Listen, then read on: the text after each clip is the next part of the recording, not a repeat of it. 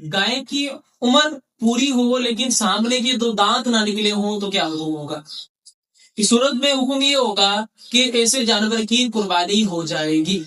उम्र मुकम्मल है लेकिन सामने के दो दांत नहीं है, तो इस सूरत में जानवर की कुर्बानी हो जाएगी। वजह यह है कि शरीयत ने दो दांत मुकर्रर नहीं किए, बल्कि शरीयत ने उम्र को मुकर्रर किया, यानी उम्र मुकम्मल होनी चाहिए। जो शरीयत ने उम्र बयान फरमाई है, यानी शरीयत ने गाय की उम्र, बैल की उम्र 2 साल मुकर्रर की है, तो इस सूरत में उस जानवर की कुर्बानी हो जाएगी।